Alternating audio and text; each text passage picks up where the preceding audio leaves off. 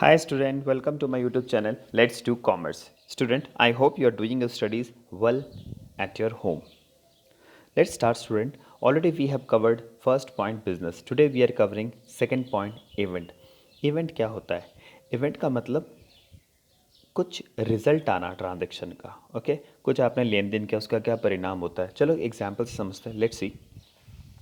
Sachin start business with a capital rupees 5 lakh rupees. So Sachin is starting business with a capital rupees 5 lakh rupees. जो 5 lakh rupees है, whatever the amount he is investing in the business, that's called capital. Okay. He purchased goods for rupees 4 lakh. So out of 5 lakh, the 4 lakh rupees he has taken out, and now he is going to purchase goods. Whatever the goods he is selling, suppose he is selling shoes, he is selling cloth. Okay.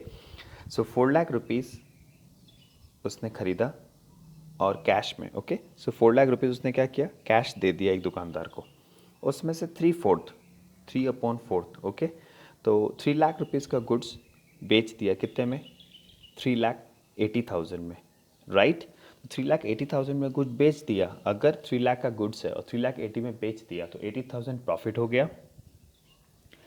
He also pays 20,000 as rent. 20,000 रुपये वो rent भी pay कर रहा है. Okay fine. एक किराया एक खर्चा पे कर रहा है. Okay. The following results can be drawn from the above. Point first, ध्यान से देखिएगा क्या क्या ट्रांजेक्शन मतलब क्या क्या लेन देन हुआ है. 5 लाख रुपए बिजनेस में लगाए गए. ओके. आपने गुड्स खरीदा 4 लाख रुपीज़ का. ओके. मेकिंग कैश सेल्स और रुपीज़ 3,80,000. आपने 3,80,000 की आपने मतलब कैश में आपने सेल कर दी. Okay. Point number D, payment of godown rent. आपने गोडाउन रेंट दे दिया 20,000. तो ये सारी 4 बातें हुई है बिजनेस में. ओके. Moving ahead. अब इन ट्रांजेक्शन का क्या इवेंट रहा, let's see what's the event is. Okay. नीचे चलते हैं. तो आप देख पा रहे हैं इवेंट आर. पहला ए, प्रॉफिट हुआ 60,000. कैसे निकला, आपने सेल की 3,80,000 की. ओके. आपका जो गुड्स था वो कितने रुपए का था, क्योंकि 4 लाख का 3/4 किया तो 3 लाख रुपीज़ था. ओके. और गोडाउन रेंट कितना था, 20,000. तो आपने अपने पास जो पैसा आया माल बेचने से, आपको मैं वापस ऊपर लेके चलता हूँ, ध्यान से देखिए. आपका जो पैसा आया सेल करने से वो लाया 3,80,000 जो आपके गले में है. और आपने ख़रीदा तो 3 लाख रुपए चले गए, और आपने रेंट दिया तो 20,000 चले गए. तो अब 3,20,000 में से को माइनस कर दो 380 से, तो 60,000 रुपीज़ आज की तारीख में आपके पास कैश बच गया है गले में. Okay students. आगे बात करते हैं क्लोजिंग इन्वेंट्री. वो 1 लाख है, बिकॉज 4 लाख की थी आपकी, आपने माल खरीदा तो आपने 4 लाख का 1/4 आपके पास बच गया 1 लाख, बिकॉज 3/4 आपने 3 लाख यहाँ पे ऊपर बेच दिया. पॉइंट नंबर ए में. चलते हैं आगे. कैश बैलेंस की बात करते हैं. तो स्टूडेंट 4,60,000 कैसे आया भाई, आपने पैसे कितने रुपए लगाए बिजनेस में. देखो यहाँ फर्स्ट ऊपर टॉप क्या लिखा हुआ है, कैपिटल कॉन्ट्रीब्यूशन 5 लाख रुपए. ओके. Add cash sales. तो आपने कितने रुपए का माल बेचा, 3 लाख का, पर कितने में बेचा, 3,80,000 में बेचा. Right student. अब 3,80,000 जब आप बेचते हैं तो इसका मतलब 5 लाख तो आपके पास कैपिटल थी, 3,80,000 और आ गया पैसा. तो आपके पास कितने रुपए हो गए, 8,80,000. राइट. उसमें से जब आप माल खरीदे थे, कैश परचेस किया तो 4 लाख रुपीज़ चले गए. ओके. रेंट गया 20,000, तो टोटल 4,20,000 चले गए. Fine student. अब कितने रुपये बच गए, 4,60,000. चलते हैं आगे. तो ये आपके पास जो कैश बैलेंस है वो 4,60,000 बच गया. Okay student. चलते हैं आगे. कैपिटल. कैपिटल की बात करते हैं. 5,60,000 कैपिटल आपकी है. आइए ज़रा देखते हैं आपने कैपिटल कितने लगाई, 5 लाख. Okay student. कैपिटल में प्रॉफिट ऐड होता है, लॉस माइनस होता है. फाइन. तो आपका जो प्रॉफिट है वो कितने रुपए हुआ, 60,000. Okay student. 60,000 प्रॉफिट हुआ. तो उस प्रॉफिट को आप ऐड कर देंगे तो आंसर आएगा 5,60,000.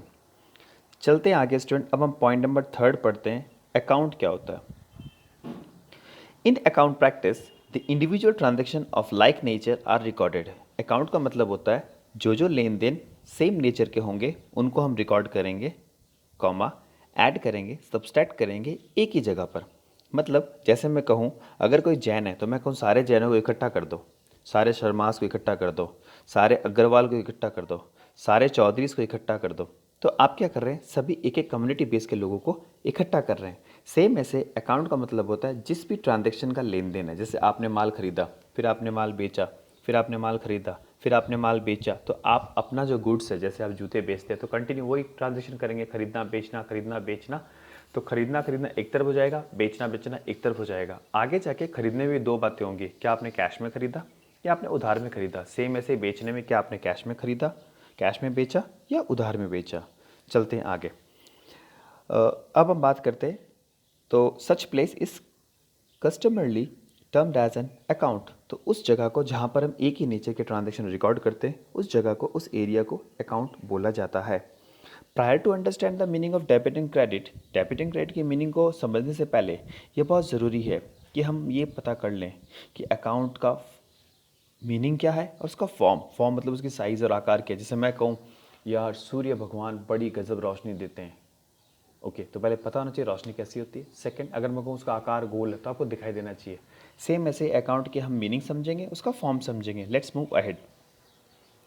An account is a record of all business transaction. सारे बिजनेस के ट्रांजेक्शन जो होते हैं वो हम रिकॉर्ड करते हैं अकाउंट में, रिलेटिंग टू पर्टिकुलर पर्सन, किसी इंसान या किसी चीज़ के बारे में हम उसके रिकॉर्ड करते हैं। Okay, in accounting we keep a separate record for each individual. हम अकाउंट में हर इंडिविजुअल का रिकॉर्ड रखते हैं, कॉमा, हर एसेट्स का रिकॉर्ड रखते हैं, कॉमा, हर लाइबिलिटी का रिकॉर्ड रखते हैं, कॉमा, एक्सपेंसेस और इनकम। अब एक स्टूडेंट सोच रहा है सर इंडिविजुअल तो समझ में आया, हर एक व्यक्ति हो गया, पर ये एसेट्स क्या है, ये लाइबिलिटी क्या है, ये एक्सपेंस क्या है, ये इनकम क्या है। आप चिंता ना करें बच्चों, जैसे जैसे हम आगे पढ़ेंगे वैसे वैसे समझ में आ जाएगा। चलते हैं आगे। The place where such record is maintained is terms and account. ऐसी जगह जहाँ पर हम इसको रिकॉर्ड करेंगे उसी को बोलते हैं, वो जो जगह होगी उस जगह को बोलते हैं account. Such as the account of Ghanshyam, जैसे घनश्याम का अकाउंट, राम का अकाउंट, मशीन का account, salary account, rent account इत्यादि। All transaction entered with Ghanshyam will be record in the account of Ghanshyam. जितने भी लेन देन घनश्याम से संबंधित होंगे वो सब घनश्याम अकाउंट में आएंगे, और राम के संबंधित होंगे वो राम में आएंगे। चलते हैं आगे। अकॉर्डिंग टू कार्टर, पढ़ने की ज़रूरत नहीं है बच्चों। अब हम बात करते हैं ऑल अकाउंट्स। शुरू करता हूँ मैं। All accounts are divided into two side. अब अकाउंट एक जगह हो गई जहाँ पर हम लेन देन रिकॉर्ड करते हैं, जैसे बताया घनश्याम का जो भी लेन देन होगा वो घनश्याम के अकाउंट में रिकॉर्ड करेंगे। तो अब अकाउंट एक जगह है, ओके, उसके दो टुकड़े हम बांट देते हैं। ओके, तो अगर जैसे आपके दो हाथ होते हैं लेफ्ट और राइट, तो सेम ऐसे यहाँ पर दो टुकड़े बांटेंगे। तो लेफ्ट साइड मतलब आपका उल्टा हाथ, ओके, ट्रेडिशनली इसको हम बोलेंगे डेबिट साइड, और राइट साइड इसको हम बोलेंगे क्रेडिट साइड। ओके स्टूडेंट, आप बहुत ध्यान सुनिए। लेफ्ट साइड डेबिट साइड और right side credit side. Okay student, L से लेफ्ट और उसको बोलेंगे डेबिट साइड। तो बोलते हैं ना बच्चों लड़ो मत, तो लड़ो, तो एल से हो गया लेफ्ट, डी से हो गया डेबिट। तो आपको याद करना है लेफ्ट डेबिट लड़ो, तो ऐसे याद रहेगा लड़ो। तो उल्टे हाथ से मत लड़ो बच्चों। टीचर बोलता है ना मैं मारूंगा उल्टे हाथ की तो लगेगी जोरदार। तो बच्चों याद करने का तरीका पता है, जस्ट लड़ो, एल से लेफ्ट, एल से डेबिट साइड और आर से राइट, ठीक है, और सी से क्रेडिट। तो राइट साइड को बोलेंगे क्रेडिट साइड, लेफ्ट को बोलेंगे डेबिट साइड। अब आपके दिमाग में फोटो बन जानी चाहिए। आप समझिए एक स्क्वायर रेक्टेंगल है, ये एक स्क्वायर है और उसके दो साइड है, एक साइड लेफ्ट साइड है, एक साइड राइट साइड। हम बोलते हैं ना लेफ्ट कॉर्नर राइट कॉर्नर, तो आप समझ जाएंगे। ओके बच्चा, in abbreviated form debit is written as debit. Debit side को हम शॉर्ट में डी आर लिखते हैं और क्रेडिट साइड को हम शॉर्ट में लिखते हैं C R. Okay, for example the transaction relating to cash. अगर हम बात करें, हमारा जो कैश ट्रांजेक्शन होगा उसको हम रिकॉर्ड करेंगे एक अकाउंट में, ओके, और उसका नाम होगा कैश अकाउंट। ओके, इसका फॉर्मेट कैसा होगा वो दिया हुआ, आइए देखते हैं बच्चों। ओके बच्चों, ये देखो कितना सुंदर शेप है। ये है बच्चों अकाउंट, ये अकाउंट की फ़ोटो है, बड़ी सुंदर दी हुई है। It's just a rectangle shape designed very well. You can see the debit side short form you have to write D R and the credit side you have to write short form C R. Okay बच्चों, ये cash account है, मतलब जितना भी cash में जो भी लेन then होगा, अकाउंट एक जगह होती है वहाँ सब कुछ, तो कैश के जितने भी लेन देन होंगे, जो भी ट्रांजेक्शन उसको हम रिकॉर्ड करेंगे। चलते हैं आगे। The above account resembles English capital letter T. ये कह रहा है टी जैसा लग रहा है, बिकॉज पट्टी नीली नीली लग रही है और बीच में एक लाइन लग रही है, तो टी जैसा लग रहा है। Such often it is often called T shape account. तो फिर एक उसका नाम रख दिया, ये टी शेप अकाउंट है, ऐसा कुछ मतलब it's look like T. Okay, so T shape नाम रख दिया। तो बच्चों अब हम बात करते हैं आगे कैपिटल अकाउंट की। चलते हैं आगे। फोर्थ पॉइंट, कैपिटल क्या है? It refer to the amount invested by the proprietor in the business enterprise. बात आ गई है, ये वो पैसा है, कौन सा पैसा है जो इन्वेस्ट किया जाता है, किसके द्वारा? प्रोप्राइटर। प्रोप्राइटर मतलब मालिक, ओके। किस में इन्वेस्ट किया जाता है? बिजनेस के अंदर। तो अमाउंट में be in the form of cash. अब एक बहुत ध्यान सुनिएगा, एक आदमी बिजनेस शुरू करना चाहता है, हो सकता है पैसे लेके शुरू करे, ओके। अगर मान लो आपके पापा की जूतों की दुकान है और आप चाहते हो मैं जूतों की दुकान खोल लूँ, लेकिन पापा से अलग एक नई दुकान खोलनी है आपको। ऐसे केस में आपको क्या करना है बच्चों? आप जब दुकान खोलेंगे तो हो सकता है पापा से आप एक बार के लिए कुछ पीसेस लिबर्टी के शूज़, कुछ पीसेस रिलैक्सो के शूज़ आप ले लें और दुकान खोल लें। तो ऐसे केस में होता क्या है, अगर आपके पापा पैसे देते हैं तो वो तो हो गया अमाउंट, अगर आपके पापा शूज़ देते हैं तो वो हो गया गुड्स। अगर आप कहते हैं बेटा मेरे पास है ना ये काउंटर पड़ा है शू रैक का जिसमें शू डिज़ाइन आप डिस्प्ले करते हैं, ये ले जा, तो वो हो गई एसेट्स। तो आप तीनों चीज़ें ले सकते हैं, आपके पापा आपको पैसा दे सकते हैं, गुड्स दे सकते हैं, एसेट दे सकते हैं। तो ये अगली लाइन लिखी हुई है, amount may be in the form of cash, goods और एसेट्स, ओके बच्चों। For the firm it is liability toward the proprietor. देखो क्या लिखा है, फॉर द फर्म के नज़रिए से जैसे आप बिजनेस में पैसे डालते हो तो बिजनेस उस पैसे को एक लाइबिलिटी देखता है ना। लाइबिलिटी का मतलब होता है उधारी, आप लिख लो बच्चों हिंदी में कई कॉपी में, लाइबिलिटी का मतलब होता है उधारी, ओके। तो बिजनेस ये सोचता है कि मालिक का पैसा एक उधार पैसा है। सो दिस इज सो, ऐसा क्यों होता है? Because the proprietor is separate and distinct from business. तो हम मालिक को अलग मानते हैं और बिजनेस को अलग मानते हैं, बिकॉज बिजनेस अमर है, चलता रहेगा, एक पीढ़ी, दो पीढ़ी, तीन पीढ़ी, लेकिन मालिक हो सकता है एक पीढ़ी चले, दूसरी पीढ़ी में मालिक नहीं रहे, उसका बेटा चलाए, बेटा नहीं रहे, उसका पोता चलाए। तो कहने का मतलब है बिजनेस को हमने अलग रखा है मालिक से। चलते हैं आगे।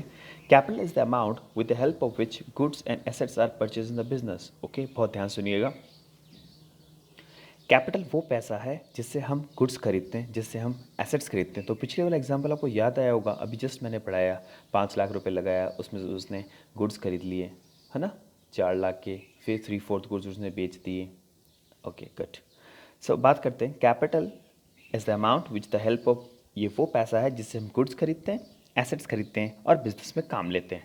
As such in order to calculate the amount of capital all current assets fixed assets are added up and external liabilities are directed out. बहुत शानदार बात लिखी है, बहुत इंपॉर्टेंट बच्चों, अब नोट कीजिए, कॉपी में लिख सकते हैं आप। कैसे निकालेंगे अमाउंट ऑफ कैपिटल, 1 नंबर का क्वेश्चन। कैपिटल कैसे निकलती है, मतलब आपने कितना पैसा लगा, उसके लिए क्या तरीका है, जितनी भी बिजनेस में करंट एसेट्स है और फिक्स एसेट्स है उन दोनों के पैसों को आप ऐड कीजिए और एक्सटर्नल लाइबिलिटीज़ उधारी जो उसको आप माइनस कर दीजिए, तो आंसर आ जाएगा कैपिटल। अब बच्चे कहने सर हमें करंट एसेट नहीं मालूम, सर हमें फिक्स एसेट नहीं मालूम। यार डरने की कोई बात नहीं है बच्चों, डरने की कोई बात नहीं है, ओके। आप चिंता मत कीजिए, हम जैसे जैसे आगे चलेंगे हम एक एक वर्ड क्लियर कर पाएंगे, okay. Capital equals to assets minus liability. Fine बच्चों, तो फॉर्मूला क्या बन गया, capital equals to assets minus liability. चलते हैं आगे। फॉर एग्जांपल सपोज आपके पास फॉलोइंग बैलेंसेस है बुक्स बिजनेस की बुक्स के अंदर। आपके पास कैश पड़ा 20,000, आपके पास मशीन करीब पड़ी 50, स्टॉक पड़ा 1 लाख, डेटर पड़े 40,000 एंड क्रेडिटर पड़े 30,000। In this case the capital will be, तो कैपिटल क्या हो जाएगी, तो कैपिटल इक्वल्स टू सारे आप एसेट्स ऐड कर लो। अब यहाँ बच्चों को समझ में नहीं आ रहा एसेट्स कौन कौन से हैं, तो मेरी बात सुनिए। एसेट्स होते हैं machine, okay, stock, okay, debtor, okay, ये सारे एसेट्स हैं। एक बार आप सुन लीजिए फिर मैं बताऊंगा क्यों है, आगे बताऊंगा।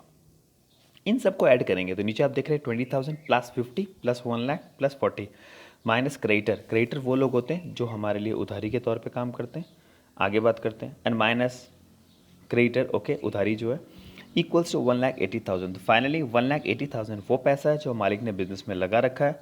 अब हम बात करते हैं, capital is also known as owner equity. तो कैपिटल क्या है, एक ओनर इक्विटी भी है और नेट वर्थ भी है और नेट एसेट्स भी है। तो बहुत ध्यान से बच्चों, ये जो वर्ड मैं बता रहा हूँ ना, ये 12th में बहुत काम आएंगे। अगर आपने एक भी वर्ड मिस कर दिया तो आपको दिक्कत हो सकती है। तो स्टूडेंट बहुत ध्यान सुनिएगा, capital is also known as owner equity. Capital को हम लोग ओनर इक्विटी का नाम देते हैं। ओनर मतलब मालिक, इक्विटी मतलब पैसा, तो मालिक का पैसा, या नेट वर्थ मतलब बिजनेस की ये पूंजी, या फिर नेट एसेट्स। नेट एसेट्स क्यों, बिकॉज हमें लाइबिलिटी हम निकाल चुके होते हैं तो नेट एसेट हो जाता है। क्या बात समझ में आ गई आपको बच्चों? ओके। तो बच्चों आज हमने जो है वो कैपिटल पढ़ लिया, आगे चलते हैं बच्चों। अब पढ़ते हैं हम ड्राइंग। ड्राइंग क्या होती है? बहुत बहुत सुंदर, मतलब अकाउंट इतने सुंदर डिज़ाइन की हुई, आप बोर नहीं हो सकते, आप धीरे धीरे सुनेंगे आपको मज़ा आएगा। ड्राइंग, ड्राइंग मतलब एक वर्ड आपने सुना होगा, ड्रॉर। ड्रॉर मतलब अलमीरा की ड्रॉर से निकालना, टेबल की ड्रॉर से निकालना, तो सेम वैसे वहीं से बन के आया वर्ड ड्राइंग। ड्राइंग मीन्स आप कोई पैसा या आप गुड्स अपनी दुकान से पर्सनली निकालते हैं, उसको बोलते हैं drawings. Okay, any cash value of the goods withdrawn by the owner for personal use, खुद के काम में लेने के लिए या किसी किसी को प्राइवेट पेमेंट करने के लिए, तो आप ड्राइंग निकालेंगे। जैसे आपको जूते की दुकान है, ओके, आपको जूते पहनने हैं, तो डेफिनेटली आप अपनी दुकान से एक शूज़ ले सकते हैं, 10 नंबर या 8 number 9 number whatever pair you wear. So आप उस जूतों को आप ले लेंगे दुकान से, तो वो तो हो गया गुड्स। अगर आपको लगता है मुझे बाज़ार से कपड़े खरीदने, क्योंकि आपकी जूतों की दुकान है, कपड़े आपके पास है नहीं, तो आप कपड़े खरीदेंगे, तो उस केस में आप क्या करेंगे बच्चों? पैसे निकालेंगे दुकान से और वो पैसा ले जाके बाजार में कपड़े खरीद के लेके आएंगे, राइट? तो जब आप पैसा निकालते हैं खुद के यूज़ के लिए या आप गुड्स निकालते हैं खुद के यूज़ के लिए, तो उसको बोलते हैं ड्राइंग। ओके, चलते हैं आगे। बच्चों आगे बात करते हैं लाइबिलिटी क्या होती है। It refer to the amount which the firm owes to outsiders. Okay, ये क्या चीज़ है? It refer to the amount, ये वो पैसा है जो फर्म को OWES, बच्चों इसको हिंदी में लिख लो, चुकाना। ओके, ये वो पैसा है जो फर्म को चुकाना है, किसको? बाहरी लोगों को। बहुत इंपॉर्टेंट, ब्रैकेट में लिखा है, आप इसको अंडरलाइन कर लें, कॉपी में लिख लें। Excepting the amount owe to the proprietor, जो पैसा मालिक का चुकाना है उसको छोड़कर दूसरे लोगों को चुकाना है, उसी को बोलते हैं लाइबिलिटी। बिकॉज मालिक का पैसा एज अ लाइबिलिटी है, पर उसका हमने एक नया नाम रख दिया है कैपिटल, फाइन। और दूसरों का जो पैसा है वो लाइबिलिटी है, तो वो उस लाइबिलिटी की बात कर रहे हैं हम, वो लाइबिलिटी हमें चुकानी है जो बाहरी लोगों की है। ओके, अब हम बात करते हैं आगे। उसके बाद हम देखते हैं लाइबिलिटी का फॉर्मूला क्या निकल के आया है। Liability equals to assets minus capital. अगर आपको लाइबिलिटी पता करनी है तो आप एसेट में से कैपिटल घटा लो, बिल्कुल। एसेट में से अगर आप कैपिटल घटा लोगे तो आपको लाइबिलिटी पता लग जाएगी। चलते हैं आगे बच्चों। Thus, when a firm purchases goods on credit from A, the amount owing to A is the liability. बहुत ध्यान सुनिएगा, एक फर्म खरीदती है गुड्स उधार, क्रेडिट का मतलब होता है उधार, उधार में खरीदती है ए से, तो आप आंखें बंद करके सोचोगे ओ हो ए से मैं उधार लेके आया हूँ, आपकी दुकान है, तो अब आपको चुकाना है किसको? ए को। ओके, इसीलिए हम ए को बोलेंगे लाइबिलिटी। समझ में आ गया बच्चों? Likewise when a bank account is overdrawn, अगर आप बैंक से ज़्यादा पैसा निकालोगे तो डेफिनेटली बैंक आपसे पैसा मांगेगी, उसको बोलते हैं बैंक ओवरड्राफ्ट, वो भी एक लाइबिलिटी है बिकॉज बैंक को आपको चुकाना है। सेम ऐसे बिल्स पेबल होते हैं, आगे पढ़ते हैं, कॉमा क्रेडिटर होते हैं, अनपेड वेजेस होते हैं, ये बहुत सारे एग्जाम्पल। बिल्स पेबल, जिन बिलों का पेमेंट करना उनको बोलते हैं बिल पेबल। क्रेडिटर वो लोग होते हैं जिनसे हम उधार में माल खरीदते हैं। ओके, अनपेड वेजेस, अन मतलब नहीं, पेड मतलब चुकाना, वेज मतलब दिहाड़ी, अगर किसी मजदूर की आपने दिहाड़ी नहीं चुकाई तो अनपेड वेजेस में वो भी आपको चुकानी, दैट्स लाइबिलिटी। बहुत इंटरेस्टिंग पार्ट है, लाइबिलिटी के भी दो टुकड़े हो जाते हैं आगे जाके, देखते हैं। पहला वर्ड है internal liability, let's see. All amount which a business entity has to pay to the proprietor और ओनर आर इंटरनल लाइबिलिटी। जो भी पैसा बिजनेस को चुकाना है, किसको? बहुत ध्यान सुनिएगा, जो भी पैसा, ऑल द अमाउंट, सारा पैसा जो बिजनेस एंटिटी को चुकाना है, किसको? मालिक को या फिर ओनर को, वो कहलाती है इंटरनल लाइबिलिटी। अब इंटरनल लाइबिलिटी में बहुत ध्यान से आप पिंच करके अपनी कॉपी में नोट भी लिख लीजिए, दो चीज़ें आती हैं सिर्फ, ये क्लास 12 में बहुत इंपॉर्टेंट है, जो एग्जाम में बच्चों को मैं पूछता हूँ 12 में बता नहीं पाते हैं। एक कैपिटल, दूसरा प्रॉफिट, दो चीज़ें हैं, एक कैपिटल दूसरा प्रॉफिट, दोनों इंटरनल लाइबिलिटी हैं बच्चों। आगे चलते हैं, अब बात करते हैं बच्चों एक्सटर्नल लाइबिलिटीज़ क्या होती है। External liabilities all amount which a business entity has to pay to outsider. External मतलब बाहरी, इंटरनल मतलब अंदरूनी। अंदरूनी पैसा जो है वो मालिक का पैसा है, और प्रॉफिट, ये दोनों ही दो ही एग्जाम्पल इंटरनल के। एक्सटर्नल की अगर हम बात करते हैं तो वो पैसा जो बिजनेस को चुकाना है बाहर के लोगों को। ओके, कौन से होते हैं बाहर के लोग? जैसे क्रेडिटर, मैंने बताया क्रेडिटर वो लोग होते हैं जिनसे हम उधार में माल खरीदते हैं, फाइन। बैंक ओवरड्राफ्ट अभी मैंने बताया, जब आप बैंक से एक्स्ट्रा पैसा लेते हैं। बिल्स पेबल, जो बिल आप पे करेंगे, दैट्स कॉल्ड बिल्स, बिजली का बिल, टेलीफोन का bill, mobile postpaid bill. Okay, outstanding expenses क्या होते हैं? वो खर्चे जो आपके बाकी है, जो आपको चुकाने हैं, लोन जो आपका बाकी है आपको चुकाना है, सारी एक्सटर्नल लाइबिलिटी है बच्चों। अब लाइबिलिटी को हमने क्या किया? क्लासिफाइड कर दिया, दो टुकड़े कर दिए। ओके, लाइबिलिटी के पहले हमने दो पार्ट बनाए, अब हम उसको क्लासिफिकेशन और कर रहे हैं। अब होता है एक long term non current liability. अब बच्चों एग्जाम में जो बैलेंस शीट हम पढ़ेंगे, आगे जाके एक वर्ड आएगा बैलेंस शीट। बैलेंस मतलब सभी चीज़ों का, बैलेंस शीट मतलब एक पेज, सभी चीज़ों के बैलेंस को इकट्ठा करते हैं वहाँ पर, उसको बोलते हैं बैलेंस शीट। तो वहाँ ये सारे वर्ड्स इकट्ठे होंगे, तो एक एक वर्ड हम पूरे डीपली पढ़ेंगे, तो अब वर्ड आ रहा है long term non current liability. ये कौन सी लाइबिलिटी होती है? These refer to those liability, ये वो लाइबिलिटियाँ होती है जो कि which fall due for payment in relatively longer period. Normally एक साल से ज़्यादा, मतलब एक साल के बाद हमें चुकानी पड़ती है, उसको बोलते हैं हम लोग नॉन करंट लाइबिलिटी या लॉन्ग टर्म लाइबिलिटी। कौन कौन से होते हैं ऐसे लॉन्ग टर्म लोन्स जो आपने लोन लिए 5 साल के लिए, हाउस लोन है या कार लोन है एक्सेट्रा? एक होता है डिबेंचर। अब बच्चे मुझे पूछेंगे सर डिबेंचर क्या होता है? यार फिलहाल आप सुनो, डिबेंचर पूरा चैप्टर क्लास 12 में आराम से पढ़ेंगे, या थोड़ी बहुत बातें और बताऊंगा। आज भी इतना सुन लो, डिबेंचर भी लॉन्ग टर्म लाइबिलिटी है। अब बात करते हैं करंट लाइबिलिटी क्या है। Current liability refer to those liability which are to be paid in near future. Current liability वो लाइबिलिटी जो नियर फ्यूचर में नॉर्मली एक साल में चुकानी होती है। Example bank overdraft, bills payable, creditor, outstanding expenses, short term loan. सारी बातें बता चुका हूँ मैं आपको। एक शॉर्ट टर्म लोन मतलब छोटा लोन जो आपने 3 महीने का 6 महीने का लिया, उसको बोलते हैं short term loans. I hope बच्चों आपको समझ में आ रहा होगा। चलते हैं आगे। अब बात करते हैं एसेट्स। क्या होती है एसेट्स? तो बच्चों आज मैं समझ रहा हूँ यहीं तक बहुत है, कल हम एसेट्स को लेंगे। तो थैंक यू वेरी मच मेरे साथ बने रहने के लिए। और अब बच्चों हम सीरियसली पढ़ेंगे। वर्ड्स आप अच्छी तरह घर पे पढ़ ले, एक बार सुन ले, 2 बार सुन ले मेरा सारा ऑडियो, और आप देखते रहें और समझ में आ जाएगा सब कुछ। If case you feel any doubt you can call me and ask. Okay, thank you very much. Be with my channel. Let's do comments, and if you like my channel, please subscribe, comment and forward to other students. Thank you very much. Bye bye. Have a nice day.